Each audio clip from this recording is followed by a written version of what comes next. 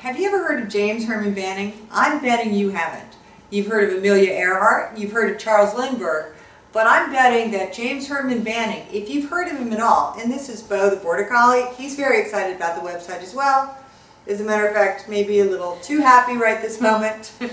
Anyway, one of the best things about James Herman Banning was that he was one of our greatest contributors to the golden age of flight, and yet so little is known about him, and so little has been written about him.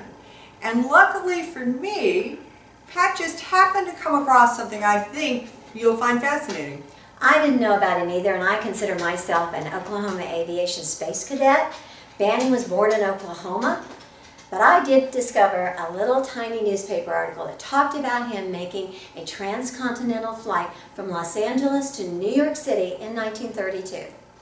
And that particular, because he was African American, none of the mainstream papers actually printed anything about it. But that little article spurred this whole website, the book that's being done, the exhibit that's being prepared, that little teeny piece of paper. And that's because it said he had done this amazing flight in a dilapidated old airplane with a 14-year-old engine and $25 in his pocket from Los Angeles to New York City.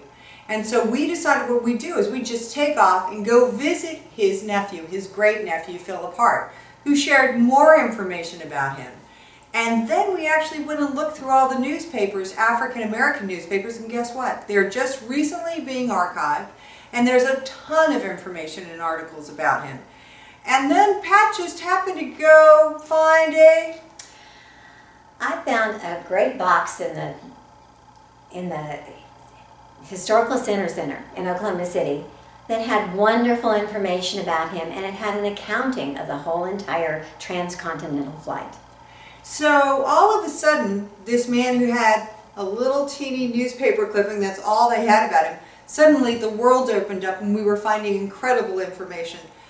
I thought that was going to be it, but it wasn't. Actually, what happened was the more we read and the more we researched, the more we found out.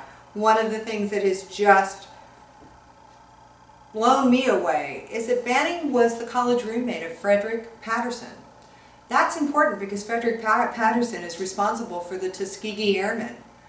I wonder if being Banning's roommate had anything to do with his very strong belief that African Americans belonged in the sky, that it was their right, not just a privilege, but their absolute right. And I believe it's true. I believe that that had a lot to do with it.